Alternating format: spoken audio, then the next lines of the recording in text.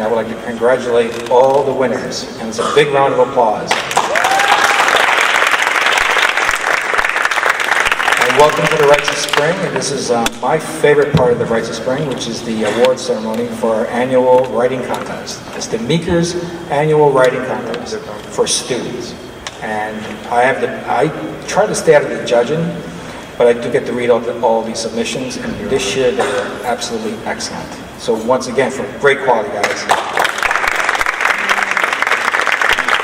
Today's featured author, in wRites of Spring, we have two featured authors this year. We have Percival Everett, and his novel, Not Cindy Poitier, is, yes, great stuff, great stuff.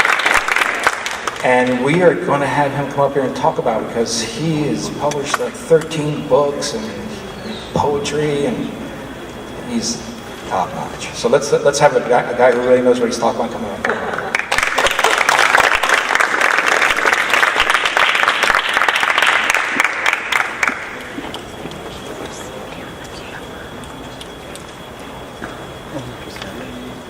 I didn't know I was going to do this until now. So I was asked to say a few words about craft, writing. I spoke about writing a little bit earlier. You know, there are two conversations I can have with young writers. The first one is really quite easy. It's when I say, don't quit your day job. And the second one is a lot more difficult. It's when a student comes into my office and she or he have some talent. And I have to look at them honestly and encourage them, or at least say to them that they might consider pursuing a life in the arts, which is no small step.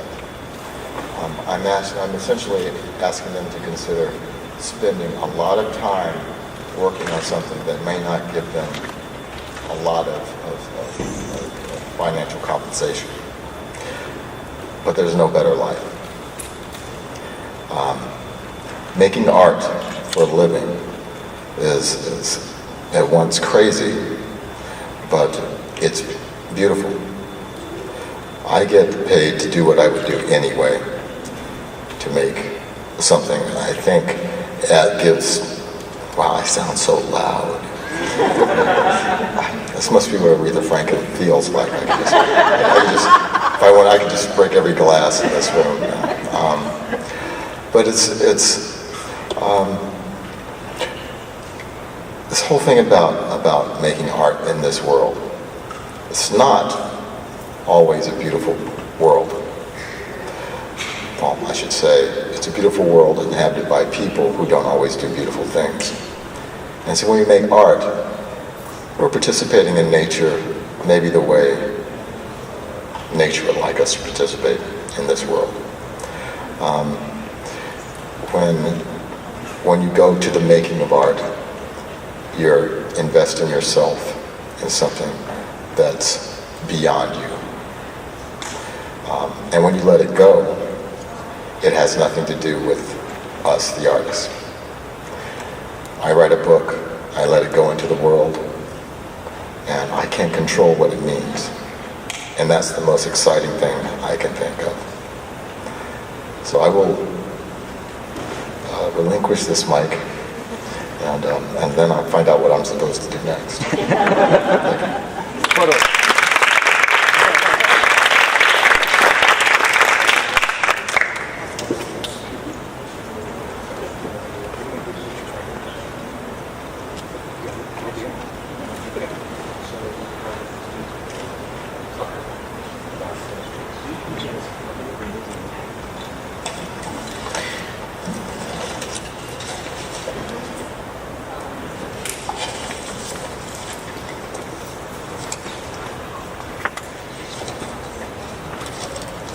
So first category, one of the runner-ups, Samara Grant. Is Samara Grant here?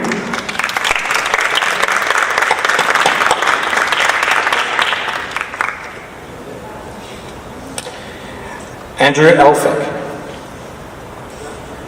Here.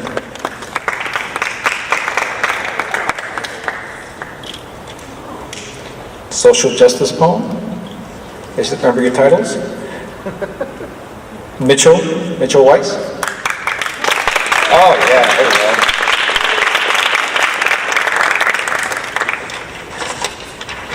Get rid of it. Yes. You have to do the first voice. It's not. We don't. This poem is called The Same Hand. Their relationship is seemingly unbreakable. The way he stares at her and the way her cheeks fill with pinkish color, she cannot help but admire his every step. The way he smiles while looking down slowly, his heart begins to race. He himself cannot help but smile as he hides his nerves with a sudden kiss. Hand in hand, their fingers interlock as if molded to perfection. But behind closed doors, tears soak her torn and tattered gown. Her sobs grow louder, yet she feels even smaller. Falling suddenly to the floor, her hand slides slowly down the cold bedroom door. He, sitting not too far, holds his head low in his hands, knowing what he has done. Yes, it was the same hand. The hand that fondled her hair before every night's rest.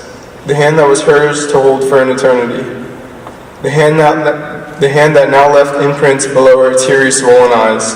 The hand he will now have to live with for the rest of his being. Yes, it was the same hand.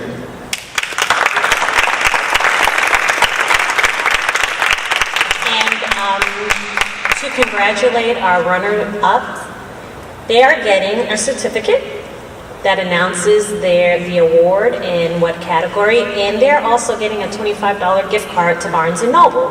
So you can buy a quarter of a book.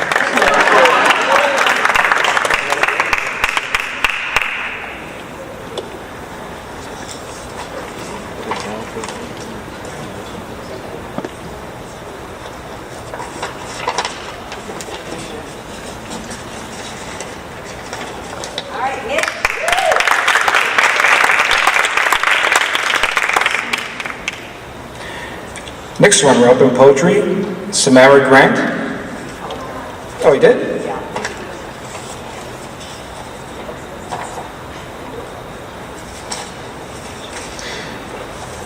I got it. Oh, wow, somebody won a Kindle. Fire Kindle? Nice. Shamar Harriet.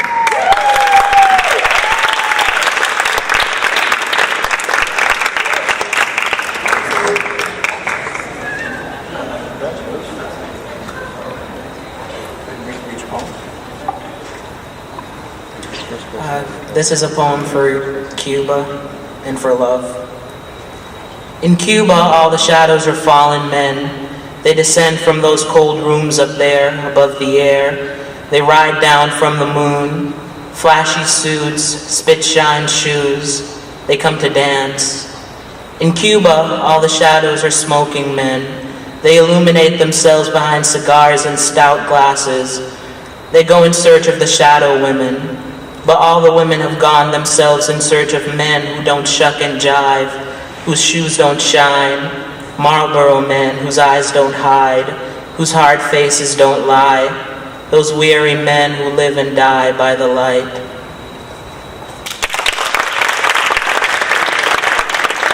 And Shamar was our first place winner for the poetry category, and I know this is going to come as a surprise. Thank you, Professor Vasquez. But our top category winners are receiving a Kindle Fire, and I just want to thank Student Life because they made this possible by providing the Kindle Fires for our first place winners. So congratulations.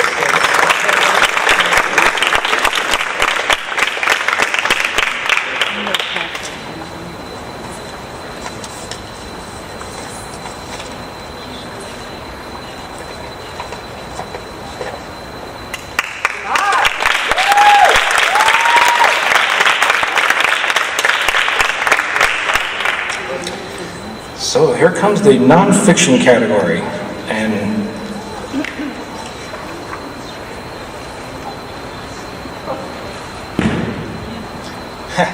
I can't do this. It's one of my students, and I totally loved the story when I first saw it, but I just could not intervene with the judges, so you were lucky. Jason Prosper.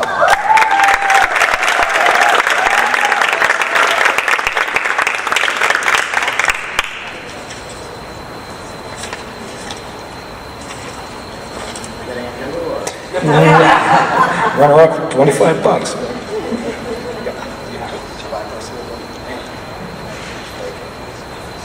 Yes, I do have it.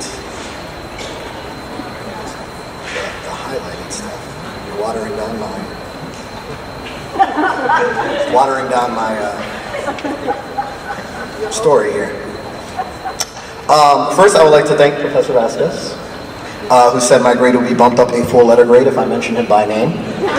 So I will eagerly await that. Before I start, good evening, faculty, esteemed guests, small children, and most importantly, BC students that are forced to be here for extra credits. Light the power. All right. My short fiction, or nonfiction, what was mine under? Nonfiction, even though I thought it was fiction, is titled I Am Not Jason Prosper. My family and friends knew me as Jason Prosper, but now I am not Jason Prosper. Master of the written word, a common naysayer, a pioneer of run-on sentences with no regard for grammatical life. A college course graduate determined to win the most prestigious prize known to writing, the Grammys, named in honor of proper grammar. Winning that award has always been a dream of mine, since last semester. Little did I know that my novel would reshape humanity as we know it. My novel titled Live Long and Jason Prosper, an epic tale of life, love, intergalactic piracy, and justice, and more love, would go on to resolve the world's most detrimental crises. Scientists discovered the cure for AIDS, peace was found in the Middle East, and Chipotle would stop overcharging for guacamole. Although my novel would also eradicate world hunger, it would not eradicate the hunger in my heart for a Grammy. My destiny would seem to be fulfilled when I received a call from Oprah, America's first black female president, to notify that I would be bestowed the greatest prize of the literary world with a live interview on her show. That is it. There's more, but that's what I read.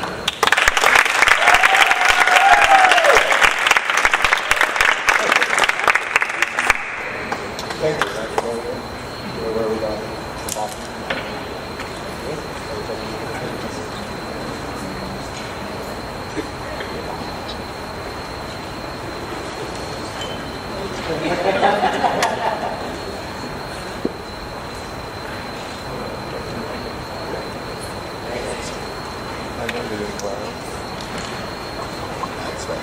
No, you're not getting there. You're getting an F minus. Thank you, appreciate it.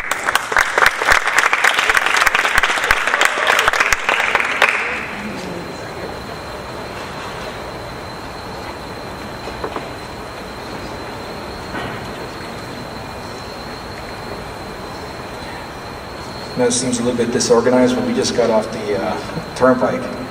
And apparently they put our Percival Everett at the wrong campus Holiday Inn. But it's been a trip, especially like my Land Rover has no air conditioning. So it's been exciting at best. So give me just a second here and we'll get everything going for you. Let's see, there we go.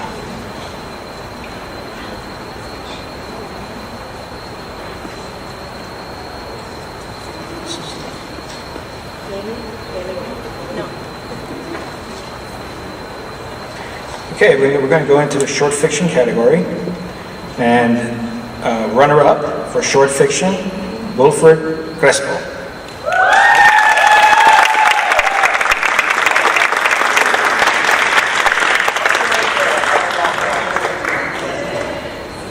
Wilfredo Crespo, is that Argentinian?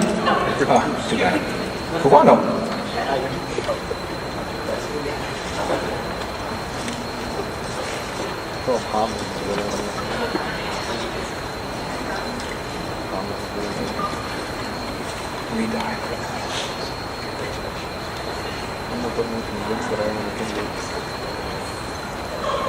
Is it a name?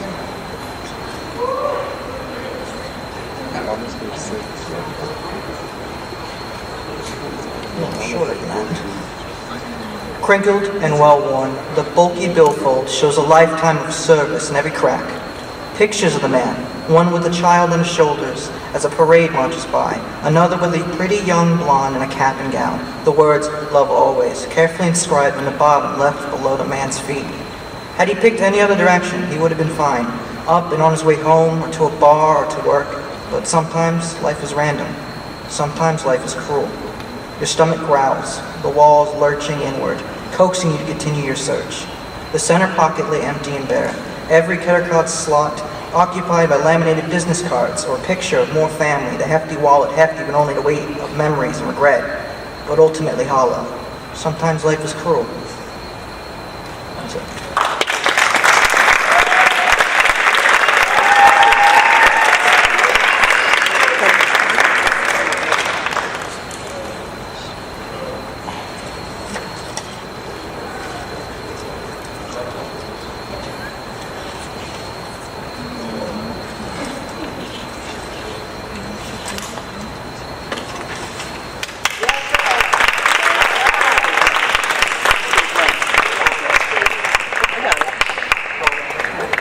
Okay. Runner-up for short fiction, Kaylee Green.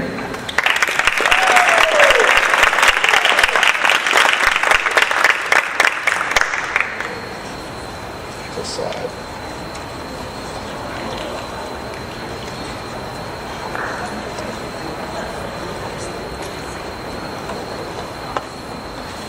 There you go.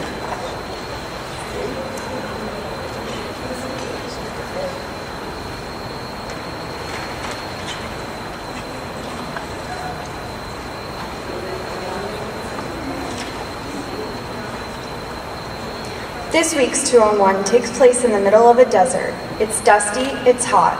You take a helicopter to get there. When you land in the middle of nowhere, you see a bed. A bed, sitting in the middle of nowhere. What on earth are you supposed to do in the middle of nowhere with a bed? You, your one true love, and another girl, who also believes The Bachelor is her one true love, sit awkwardly on this bed as you all contemplate what to do next.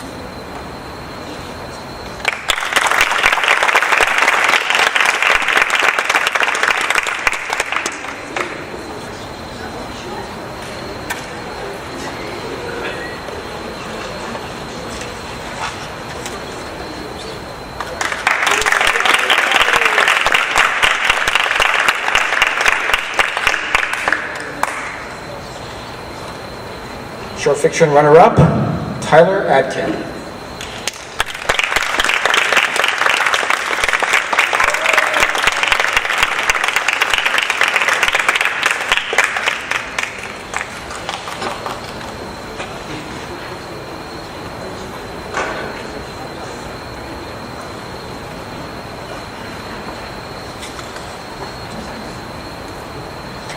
I am not Tyler Adkin. I'm just kidding. He was on a mission now. He stocked his sailboat with enough food and water to survive the trek, or at least what he thought was enough. A handgun at his waist. His plan was simple. Travel to Europe and kill some authority figure. In his mind, the world would start a war that would end with the U.S. taking over their land and become the empire he always dreamed it would be. He started on the American flag at the bow of the boat and set sail eastward. By the time he realized he had forgotten to change his clothes, he was already in the middle of the North Atlantic.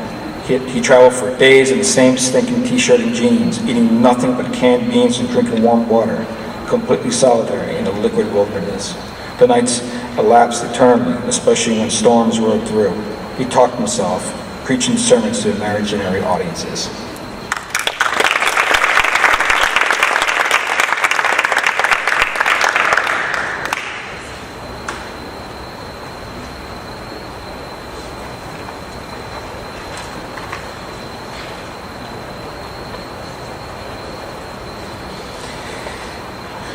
Honorable mention in short fiction, Jaime Osorio.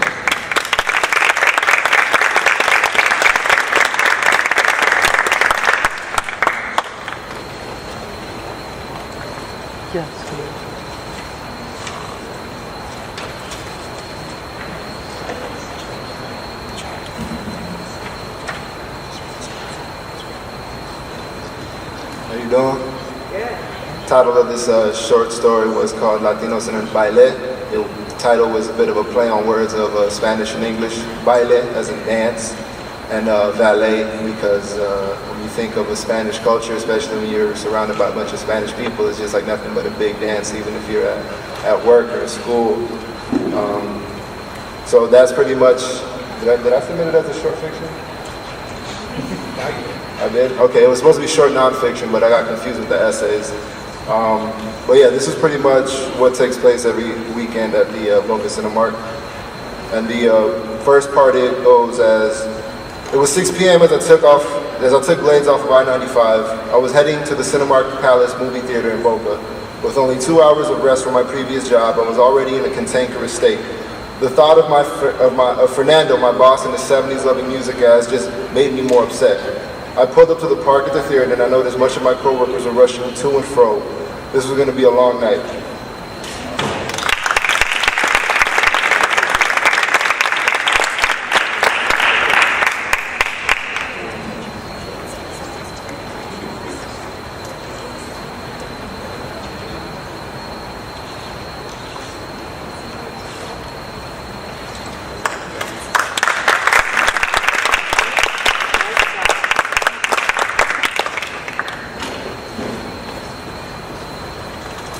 And last runner-up, Tiago Vieira.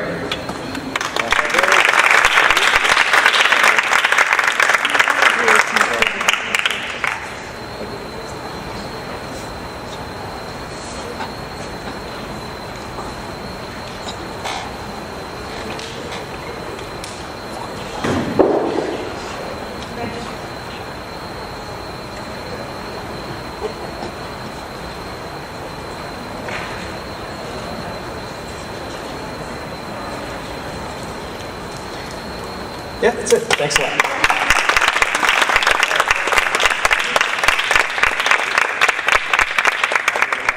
So many of my students, you're not getting extra credit. And our finalist, winner of the short fiction annual Meeker's writing contest, Noreen Kuda.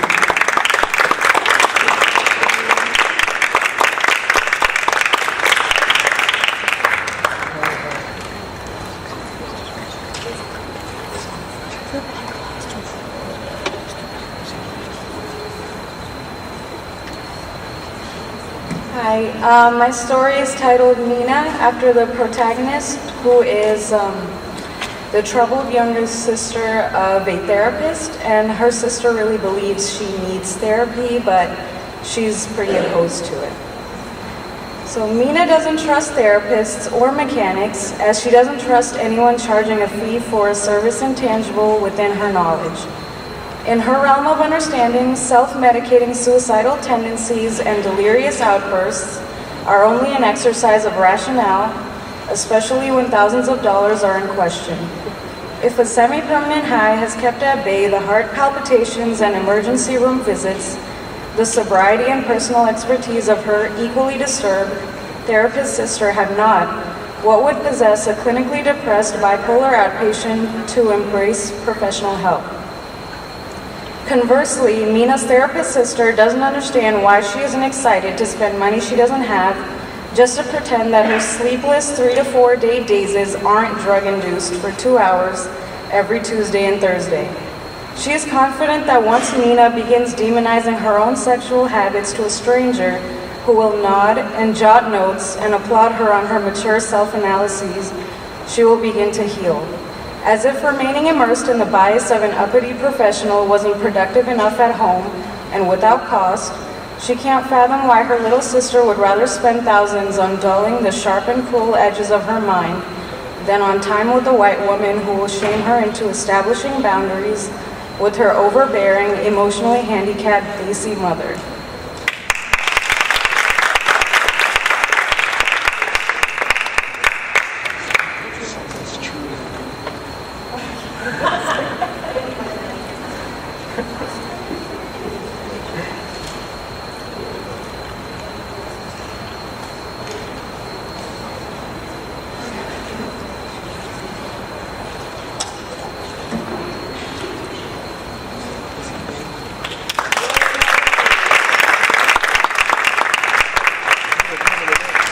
I just want to end with acknowledging the winners who are not here, and just to say their names, and let's give them all a round of applause. Justin Smith, nonfiction winner. Oh, he is?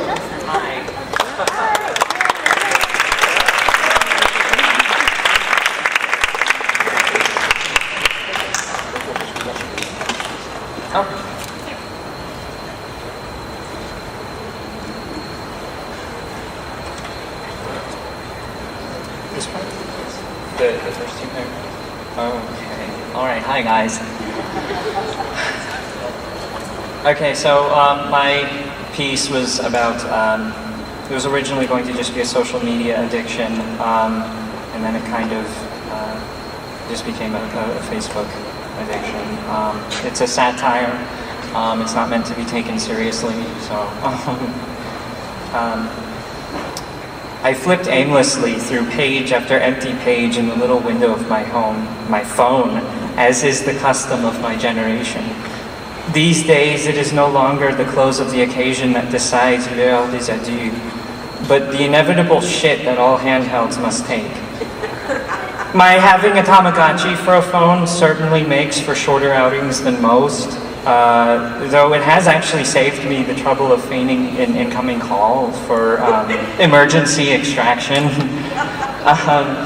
I frowned at Morel from across the table, littered with the refuse of Chili's appetizers. She was wholly engrossed, as I should have been in her Facebook page.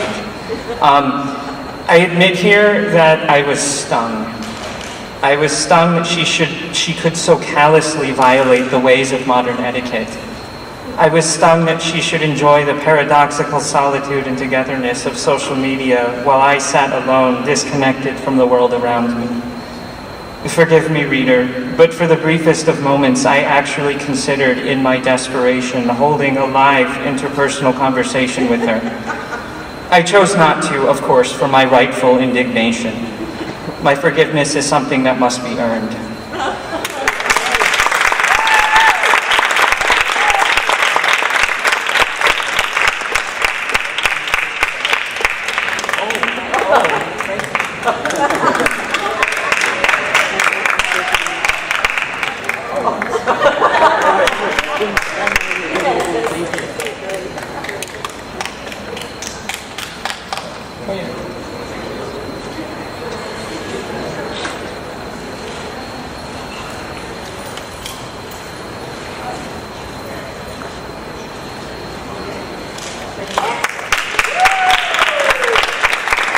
I think that Fire Kindle has a Facebook app.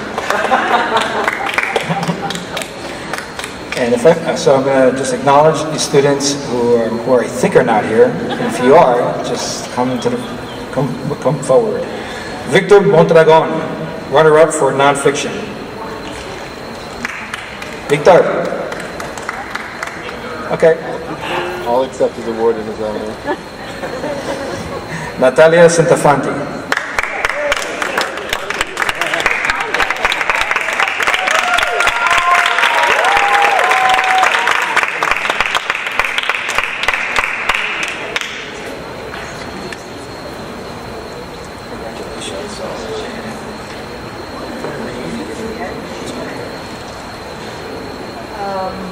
Hi. Oh, okay. All right. My piece was titled Gamers, and it was about grown men who are video gamers who like to take out their frustrations on other people. For some reason, I got the last part highlighted. Anyway, here's an excerpt. Oh, oops, did I hurt your precious fee-fees? Better call the wambulance. Jigglypuffles can't take a joke. Dude. Get a life, she responded before dropping down his requested medkits. The screen flickered black for a second and a separate window above the chat box appeared, saying, Jigglypuffles, user has left the game. The man reclined in his chair, satisfied. Another fake gamer girl rid of once and for all. Why bother coming online if you can't take the heat dished out at you, right? These were the big leagues, a place where for men to escape the harsh realities of life, where girls were vain and cruel and despondent to their advances. This was the stuff of men's creation, not women. It was all strategy, none of that frilly stuff or kiddie junk. Games were all about showing machismo, I don't know how to pronounce that. After all, no one plays games for fun anymore.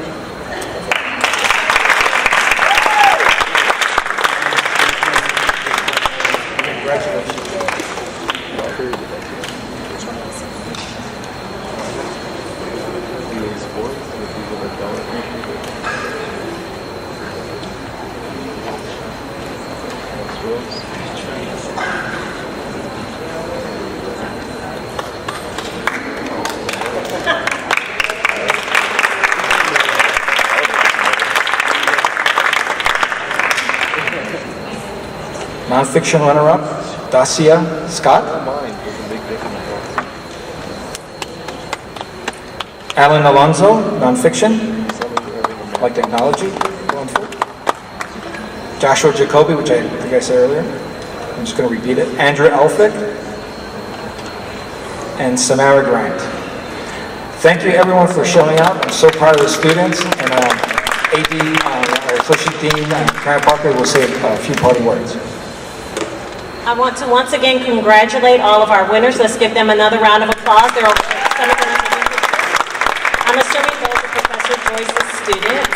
And I want to thank you, yes, no, for being here to support our students, because Rites of Spring is for our students. And without you and without the participation, I don't know why we would be here. So I want to congratulate them again. I want to thank Percival Everett for being here for the award ceremony and those great words before. He will be reading from his novel in a few minutes. We want to